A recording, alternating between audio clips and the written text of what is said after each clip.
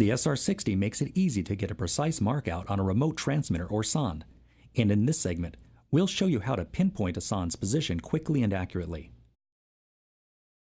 The sonde will be locating as part of a C-Snake video pipe inspection system.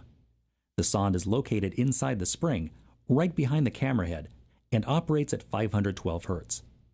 We've put the camera into a drain line that tees into another line after about 8 feet. We've pushed the camera past the tee and positioned it directly under a 90-degree cleanout. We've removed the cleanout cover, and the camera is visible in the bottom of the pipe. The camera is in position, so we'll activate its transmitter. If 512 Hz sonde mode is not available by pressing the frequency key, you can enable it in the main menu. See the Getting Started segment of this video for instructions on how to do that. Additional sonde frequencies are also available, and your operator's manual contains instructions on how to enable them. Locating a sonde with the SR-60 can be boiled down to 3 basic steps: localize its position, map its location, and verify your result. We'll localize the sonde by using the signal strength reading to locate its general area. We'll just extend the receiver and sweep it slowly in an arc. Keep an eye on the signal reading in the upper left corner of the display. When the number is highest, the receiver's mast will be pointed toward the sonde. We know the sonde's general direction, so we'll lower the receiver and start walking toward it. As we approach the sonde, icons will appear inside the active view area. We'll use these icons to map out the sonde's position. Let's take a look at how we'll do that. The icons represent the position of specific locate points that are based on the shape of the transmitter's signal. There are 2 types of locate points. The first are called poles. There are 2 of them, and you'll find 1 pole at each end of the sonde's antenna. The other type of locate point is called the equator. The equator is a plane or imaginary line that passes through the center of the sonde's antenna and stretches out on both sides until the signal is so weak that the receiver can no longer see it. When the sonde's antenna is lying horizontally inside the pipe, and the ground above is also flat, the equator will be located about halfway between the poles. If you draw a line between the poles, you'll find the sonde where that line and the equator intersect. The SR-60's display contains icons that represent the position of the poles in the equator. To map out the sonde's position, we'll locate and mark the 2 poles, and then we'll locate the equator between them. To make it easier to see what we're doing, we've pre-marked the position of the 2 poles and the equator. When you get close to the sonde, the receiver will display the location of the closest pole. We'll simply move the receiver until the pole icon is centered on the crosshair, and then we'll mark its position using the marker chips that are included with the receiver.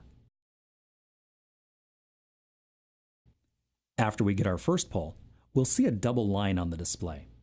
This line tells us how the transmitter is lying underground. We know the second pole is on the far side of the transmitter, so we'll move toward it along this line. We'll pass over the equator, and then we'll come to the second pole. We'll center it on the crosshair and mark its position. Now we'll line the receiver up between the 2 poles and head back toward the equator. We'll center the equator to finish mapping its position, and then we'll verify our result by making sure that the signal drops off when we move the receiver in any direction away from this point. In many cases, the signal strength will be highest over the equator. In our example, the signal is actually highest a couple of inches off the equator toward the first pole, so that's where we'll mark the sonde's position. Before marking the sonde's location, it's critical that you always verify your locate with the signal strength. Here's why. When a sonde is exactly horizontal, the equator will be centered over the sonde. But when a sonde is tilted, the equator will be offset, and the greater the tilt, the greater the offset. The signal reading is not affected by the sonde's tilt, so it accurately indicates the sonde's position whether or not it's tilted. Here are some tips that will help you get better locates. First, to locate a sonde, you need to be within range of its signal. This range will vary greatly depending on the transmitter's strength, soil conditions, depth, pipe material, and the presence of interfering signals. We recommend locating the sonde within a few feet of your access point like we did here, and whenever the line makes a turn. We showed you how the equator can be offset when a sonde is tilted inside a pipe.